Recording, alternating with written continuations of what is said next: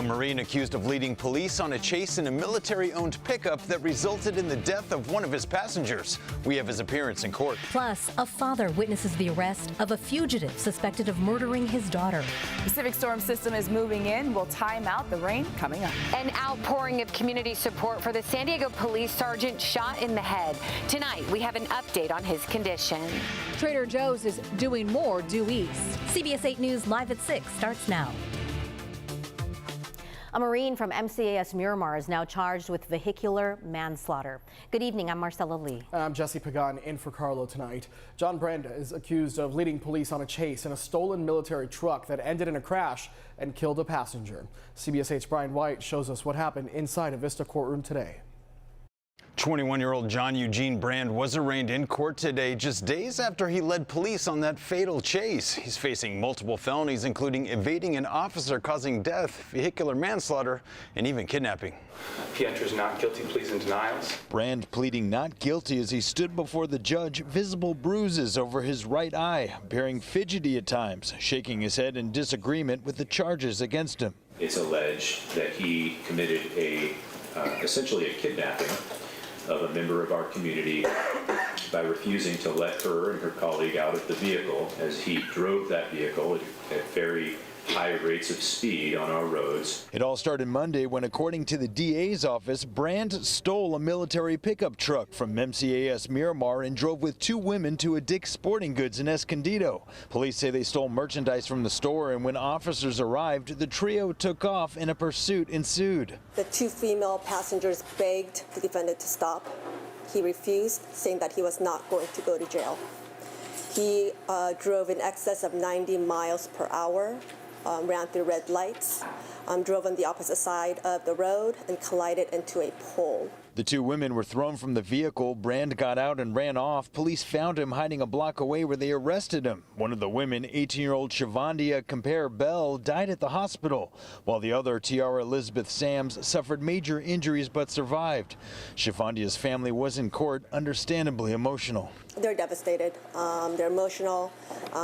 Obviously, they're not in the right train of thought or mind to even provide much of a statement at this time. According to a spokesperson at Miramar, Brand is from Kansas and joined the Marine Corps a little more than 2 years ago. Last month, he was allegedly involved in an attempted carjacking with a knife in the South Bay.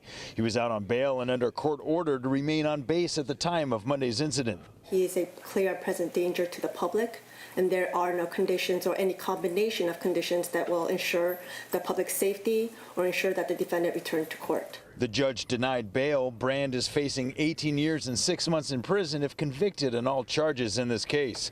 He'll be back in court in February. At the Vista Courthouse, Brian White, CBS 8. Thank you, Brian. Our other top story, some rain is heading our way tonight. Heavy at that, and you could face a messy commute on your way to work tomorrow. Tonight we have team coverage. CBS 8's Kirsten Holmes is live at the Oceanside Pier to show us how people are getting ready from the North County to the South Bay. But first, let's check in with Chief Meteorologist Carlene Chavis here with where the storm is now, how much rain we can expect, and when. Carlene? Yeah, there's a whole lot going on when it comes to this storm system. So we are talking about some pretty heavy rainfall totals compared to the fact that we usually see maybe a few hundredths of an inch on a daily basis around this time. When we take a look at the more favorable time frame for the most widespread and heaviest activity, it does start tonight once we get past about 10 p.m. and continue all the way through tomorrow morning. Now, don't let your guard down, because once we get past tomorrow morning, we're still looking at a chance for more activity. It's just that the heaviest, as mentioned, is expected tonight in the overnight hours all the way through tomorrow morning, but we're still holding on to those chances when it does come to wet weather through about Friday night. So when we set the clock in motion, starting to see that activity moving in from the South Bay around 11:30. It's lifting towards the north, and we're seeing that around 1 in the morning, widespread when it comes to heavy rainfall, and also talking about chance for thunderstorms. We continue to see that activity into the morning hours, but it breaks apart just a little bit more, getting caught up across the mountains, but then you're also seeing still some wet weather right along the coast, and then we see it a little bit more isolated around 10 a.m., but then another influx moving in around 1:30 in the afternoon, really favoring East County as well as North County, and then we see even more more of that moisture into about 5:30. It's just not the heaviest and most widespread at that time. You're looking at scattered showers around that time as we do hit our Friday. So a lot of wet weather to talk about as we go into your forecast tonight. So we'll get to all those details coming up. But now we have CBS 8's Kirsten Holmes. She is live with how folks are getting ready from the wet weather from Imperial Beach all the way up to Oceanside. Kirsten? Hey there, Carlene. I am live for you here in Oceanside, near the Oceanside Pier, because this was one of the best places in the North County to see those storm clouds as they rolled in from the north. And even as the sky turned from partly to mostly cloudy, people here in Oceanside say they weren't really concerned about the rain, but that's not the same story for people in the South Bay who say some of them have to get ready for the worst. He took about 30 to 40 minutes preparing for the rain by putting sandbags outside of his doors, making sure there was no leakage that would come into his store. Why did he have to do that? Because when the rain comes in, it comes in flooding all of his store, all of his merchandise. And they have to get ready for the worst, even though we're only expecting less than 2 inches of rain all across San Diego County. But for these San Ysidro business owners, rainwater creeps into their businesses, leaving a mess to clean up. So sandbags are a necessity with the threat of rain. So around 7 to midnight, I usually close my windows because there's a smell like sewage. Actual sewage is like really bad. Richard Moreno says with the incoming rain, that smell in Imperial Beach will only get worse. A lot of people think it's just because of the rain, but this past season, I don't know what was going on, whether it was raining or not. The smell in the air, especially at night, was something that I've never smelled before. We had to tape our doors up. It was so bad. Neighbors in the South Bay who are already fed up with ongoing sewage woes are getting ready for more issues because when it rains in the South Bay, it pours because of the ongoing issues with raw sewage flowing north through the Tawana River Valley. We're expecting some rain officially tonight, but you're looking for rain. Well, I think it's going to rain tonight maybe, but I mean, looks pretty clear to me. Here in the North County, where the storm will hit first, most people we talk to were just out enjoying the day and not letting the threat of wet weather stop them. Lynn says they've been lucky so far, and she hopes they stay that way. Last night we had a little downpour. A couple nights ago we had a little downpour. It was very short, very minor. Okay, so we are here in Oceanside by the pier, and I got to tell you, within the last 30 minutes or so, it started to rain, drizzle, maybe just a little bit, and I've seen at least 2 lightning strikes. Is that a roll of thunder? I think that was just a roll of thunder right here by the ocean. So the storm is definitely moving in from the north. You got to stick with Carlene and CBS 8 for those weather updates as they become available. But the storm is definitely starting to move in our area. People here say that there was 1 line of traffic on the 78 last night because of a truck hydroplaning. So please remember to drive safe as we get ready for the wet weather. Reporting live for CBS 8, I'm Kirsten Holmes. Back to you. All right, Kirsten, thank you. You can get the latest forecast and have your weather alerts sent straight to your phone. Download our free CBS 8 app or head to cbs8.com. So far, the rain hasn't put a damper on holiday travels. AAA says it is one of the busiest travel days of the year.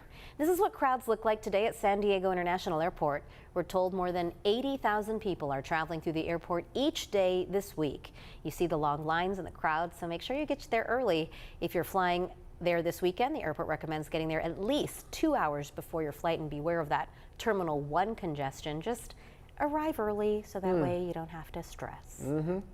A man convicted of shooting and killing his wife in their El Cajon home last year is now facing more than 20 years in prison. A judge sentenced 46-year-old Abdel Hanan Al-Rawi today. He pleaded guilty to voluntary manslaughter back in September. Last August, prosecutors say Al-Rawi shot his wife while she was in bed. The defense claims it was an accident. Many people who know Al-Rawi addressed the court today, saying he is a good man, but the deputy district attorney wanted to make sure no one forgot about his late wife. I want to make sure that it's very clear in this courtroom that her life mattered. Their mother's life mattered. And the reason we're here today is not just about what should happen to him, but about what happened to her. Al-Rawi and his wife had 9 children ranging in age from 4 years old to 18 years old. A fugitive suspected of murdering the mother of his baby last year in Tijuana is now in jail, arrested in Orange County.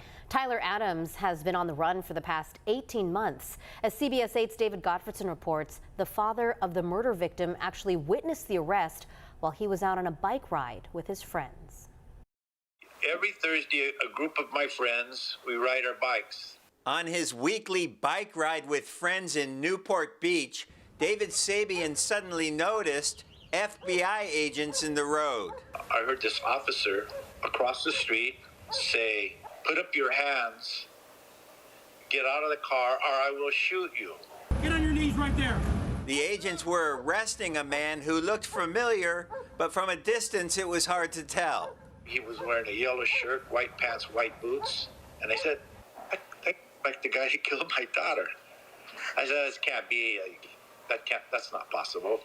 One of Sabian's friends recorded the cell phone video of the arrest. Then the 6 buddies rode away and decided to have lunch. Less than an hour later, the FBI calls me and says, "We wanted to inform you that we have captured Tyler Adams." I said, "Where?"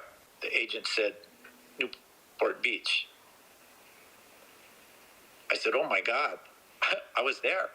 This is Tyler Adams' booking photo from that arrest 3 weeks ago. He has more than a dozen aliases, including Aaron Bain and Paul Phillips. Described as a master of disguise, the 51-year-old has been on the run for the past year and a half, suspected of murdering Raquel Sabian, the mother of his baby, and leaving her body inside the trunk of her car in Tijuana.